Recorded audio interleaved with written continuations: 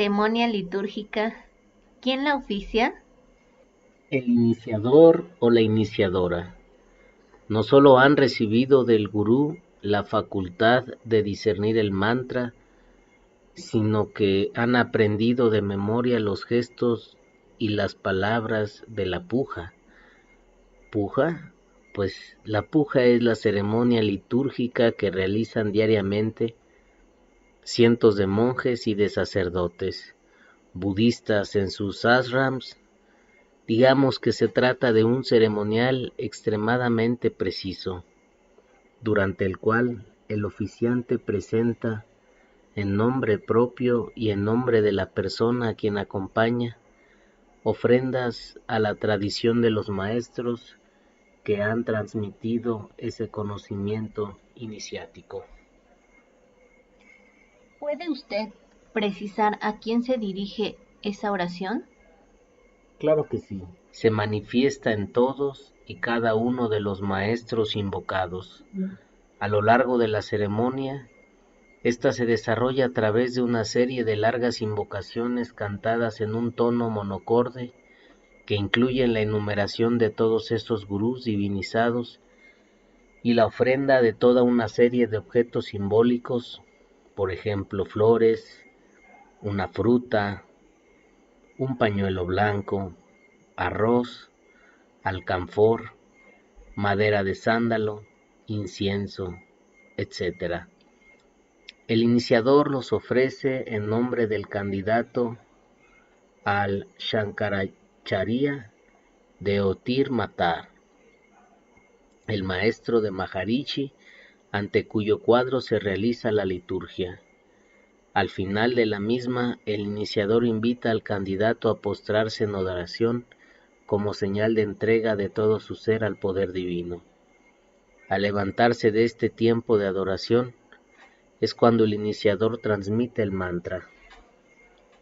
¿Conoce uno la importancia de todos esos ritos cuando participa en ellos?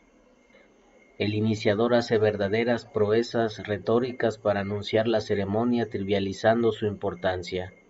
No es más que un gesto de reconocimiento hacia la tradición de los sabios. Digamos de esta forma que transmitido esta técnica, el aspecto religioso es totalmente secundario. Dejaos llevar por la poesía, solo falta que nos digan que eso no es más que simple folclore.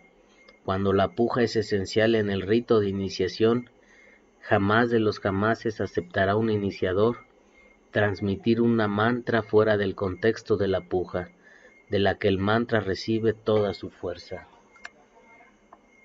¿Esa extraordinaria fuerza tendrá un precio? ¿Se habla de dinero en ese camino? El precio de la iniciación se eleva al salario de un mes. Los promotores de la meditación trascendental son bienhechores de la humanidad que saben hacerse pagar bien sus servicios. Ese precio cubre los gastos de iniciación y 2 sesiones más de evaluación. Volvamos al mantra. Hablamos de fuerza de poder, de vibración. ¿Funciona eso realmente? ¿Y cómo? ¿No depende de la disposición del candidato? El que se niega a recibir el mantra no experimentará ningún efecto. Pero entonces, ¿por qué se ha hecho iniciar? Se trata de hacer resonar en uno mismo ese sonido pronunciándolo primero en voz alta, después en voz baja, luego interiormente dejando que el mantra tenga la iniciativa de la meditación. Lo único que tenemos que hacer nosotros es seguirlo, acompañarlo o volver de nuevo a él si nos perdemos en distracciones. El mantra puede cambiar, alargarse, reducirse, transformarse. El ritmo de la repetición puede variar. Todo eso debe ser acogido con cordial neutralidad, centrando toda nuestra atención en permanecer al lado del mantra a lo largo de sus peregrinaciones por nuestra mente. ¿Qué se espera conseguir? Digamos pues, llega un momento en que el mantra se esfuma, como si se hundiese en zonas más profundas de la conciencia. Si conseguimos seguirlo, esa atención interior, distinta de la conciencia, produce una sensible relajación corporal.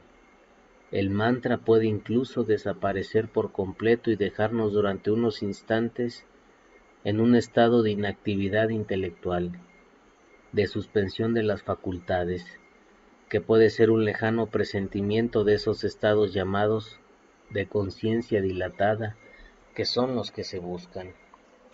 ¿Qué son esos estados modificados de conciencia? En la vida normal tenemos conciencia de nosotros mismos en la medida en que estamos entregados a una actividad no repetitiva, que exige algo de reflexión. Al volver una y otra vez sobre lo que estamos pensando o haciendo, en una actitud crítica nos hacemos presentes a nosotros mismos en nuestra actividad. La conciencia es la presencia ante uno mismo en el acto del saber o del actuar. El animal sabe, pero lo desconoce. No sabe que sabe. El hombre está presente ante su propio quehacer gracias a ese mecanismo que es la capacidad de reflexionar, que lo saca de su soterramiento en la actividad. La técnica de la meditación trascendental tiende por el contrario a suspender ese proceso de concienciación. Yo cierro los ojos en una postura cómoda que me permite quedarme inmóvil. Me retiro pues de la actividad física y de la percepción sensorial exterior. Toda mi atención interior se concentra en un sonido sin contenido semántico, alguno que pueda estimular mi entendimiento. Inhibo cualquier iniciativa crítica o reflexiva que están consideradas como distracciones. De la misma manera, los productos de la memoria o de la imaginación quedan relegados al rango de parásitos. La única actividad de la voluntad consiste en seguir los caprichos de ese mantra movedizo hasta el momento en que el yo personal, cansado de ese juego, suspenda su actividad.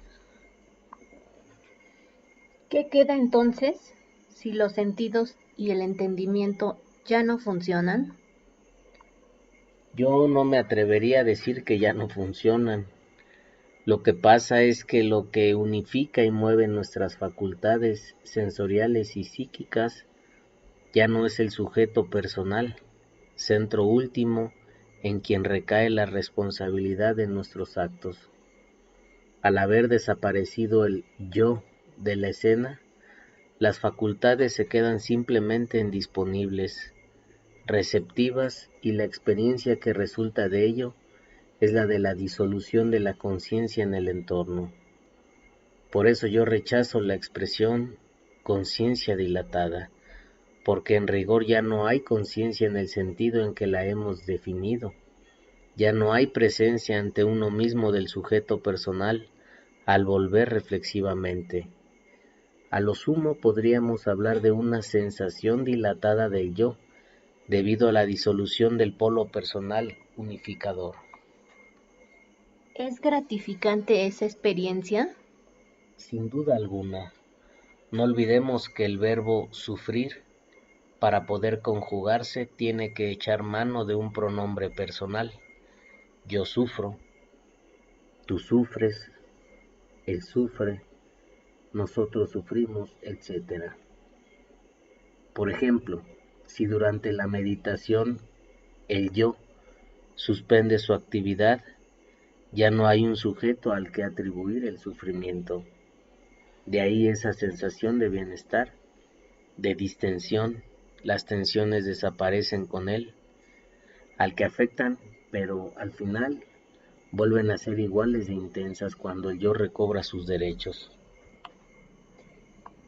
Se trata, pues, en resumidas cuentas, de una huida de la realidad.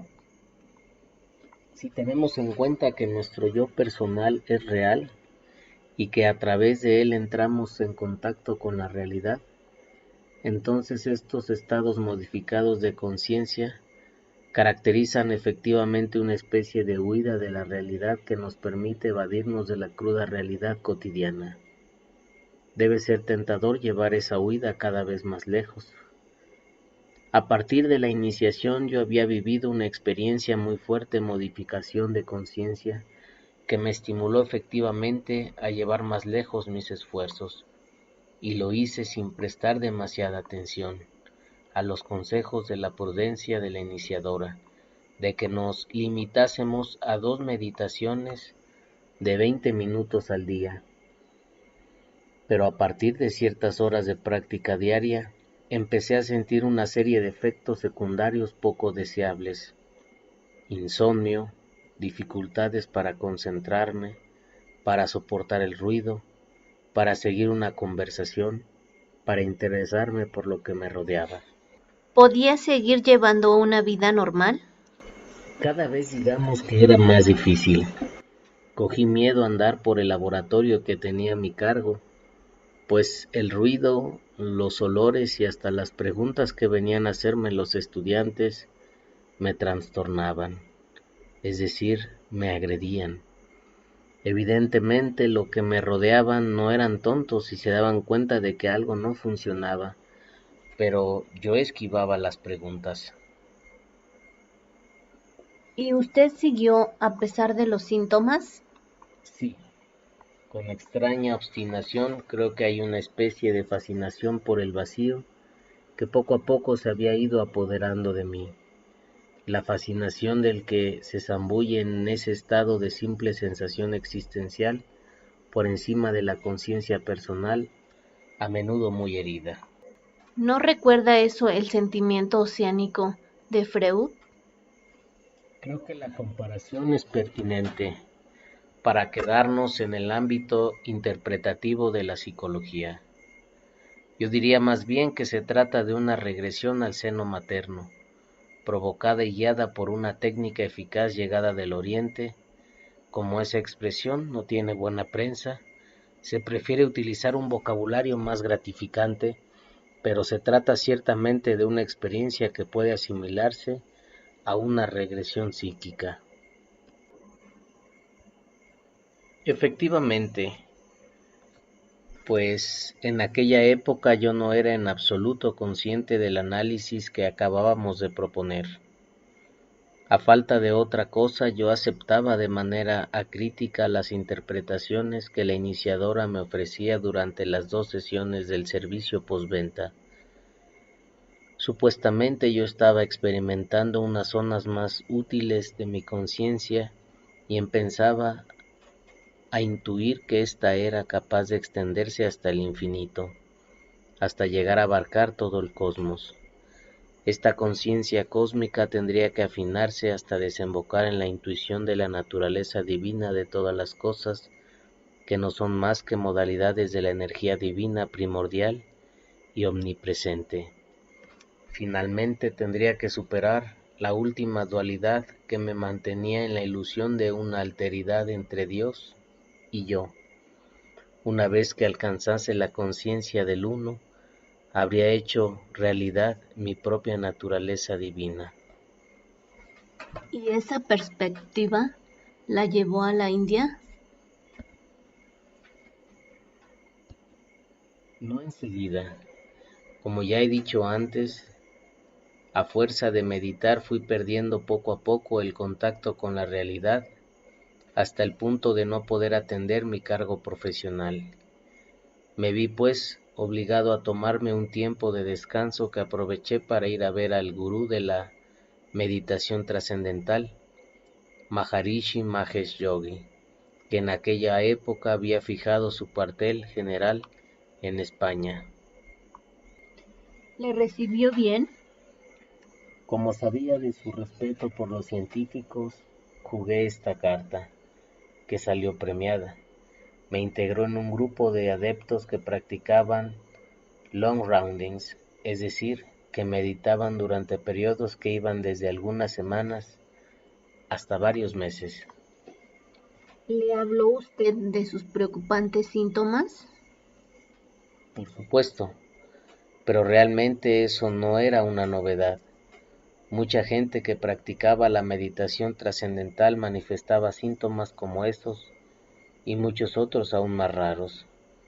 Y así, vi a docenas de adeptos que mientras esperaban al gurú, meditaban psicotizando, tranquilamente cada uno a su manera, haciendo oscilar rítmicamente la cabeza, el tronco u otro miembro del cuerpo.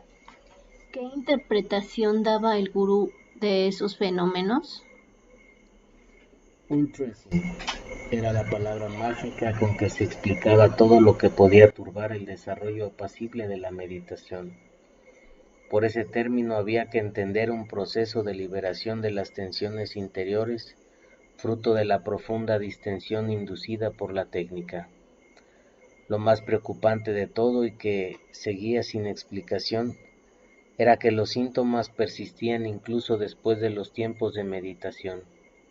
Y así se veía a la gente cruzar los pasillos, tomar el alimento o darse un minúsculo paseíto y mientras tanto seguir haciendo unos movimientos corporales que no lograban controlar. Pero todo eso se vivía sin inquietud, ya que al parecer ese undressing preparaba el camino para unas experiencias interiores apasionantes. Bastaba esperar a que se disolviesen y se evacuasen todas las tensiones del ser. ¿Estaba usted bien rodeado? ¿Quiénes formaban el equipo responsable? Era un equipo sumamente ecléctico, diría yo, compuesto en su mayoría por ricos americanos, jóvenes y no tan jóvenes que constituían el famoso grupo de los 108, especie de núcleo duro del movimiento. Pagaban a precio de oro el derecho de rodear al gurú y pagaban el alquiler de los lujosos hoteles donde se quedaba el maestro. En general, no tenían ninguna competencia concreta. Hay que añadir un staff médico compuesto de médicos y kinesioterapéuticas de diversas nacionalidades interesados en esa técnica y que ofrecían su contribución para manejar esos fenómenos insólitos. En realidad, estaban completamente inermes. ¿Qué piensa usted hoy de aquellos síntomas? Creo que presentan una componente psicológica muy importante. Sé muy bien que los esoteristas no dejarán de decir que los que pasan por esos fenómenos atestiguan con su reacción que no estaban preparados para recibir la iniciación. Y ciertos gurús hindúes han censurado a Maharishi por divulgar entre el gran público una técnica demasiado fuerte para ser propuestas a unos principiantes. Dicho esto, esos síntomas me parecen sobre todo una reacción psicosomática ante la brutal inhibición del funcionamiento normal de las facultades, inhibición inducida por la técnica. Los psiquiatras habrán hecho ya una comparación con el comportamiento de ciertos enfermos en fase de regresión, provocada técnicamente en el caso de la meditación trascendental. ¿Y de qué vivió usted? ¿Rompió usted su hucha para esa estancia privilegiada allí? Digamos que la pensión era realmente carísima. Es cierto que tenía unos ahorros, pero una vez más pude disfrutar de un régimen de favor en atención a mi condición de investigador científico, cuya sola presencia acreditaba la seriedad del programa de la meditación trascendental. ¿Cómo estaba organizada su jornada? Los que estaban en long rounding pasaban el día en la habitación meditando, 40 minutos de meditación, un cuarto de hora de asanas y de pranayama, es decir, de posturas físicas y de ejercicios respiratorios, y reanudábamos la meditación así para el día seguido con una interrupción, aunque no siempre para las comidas. ¿Practicaba el ayuno? Después de algunas semanas de rounding, los que querían podían reducir el alimento y el sueño para intentar llegar a estados más profundos de conciencia. Es bien sabido cómo el ayuno y las vigilias reducen el metabolismo y predisponen a la persona para tener experiencias psíquicas especiales en las que se puede introducir a la meditación. ¿Puede establecerse una relación entre esas experiencias y las que se consiguen mediante drogas? Por supuesto. En la India es corriente, antes de comenzar una sesión de meditación, fumar hachís o beber té de marihuana. Un gurú hindú al que unos jóvenes americanos le ofrecieron LSD, se extrañaba de que se prohibiese utilizar un medio tan eficaz para llegar a una experiencia que normalmente solo se logra al final de una larga sesis. No olvidemos que en la nueva era, el paradigma de los estados modificados de conciencia sigue siendo la experiencia de las drogas alucinógenas, que se intenta reproducir por medios más blandos. Entre estos aparecen en primerísima línea los métodos orientales, precisamente porque llegan a producir las transformaciones psicosomáticas que se buscan recurriendo únicamente a técnicas corporales y mentales. ¿Entró también usted en contacto con las drogas? Fue al regreso de la primera temporada que pasé con el gurú. Me había pedido que terminara la tesis antes de unirme a él. Mientras acababa el trabajo difundía la meditación trascendental. Inicié así a una joven hippie que se hizo amigo mío. Él a su vez me inició en el LSD, con el espíritu de Timothy Leary, que quería hacer de la droga un camino místico. Nos preparamos para esa experiencia con ayunos, ejercicios de yoga y la lectura de los libros muertos tibetanos, en el que presuntamente se describe un viaje iniciático a los mundos interiores. La verdad es que no yo estaba con tierra extraña, pues la droga conseguía de forma rápida e incluso repentina ese fenómeno de desconexión de la realidad, digamos de disolución del yo personal, que yo había pregustado ya mediante la práctica de la meditación trascendental.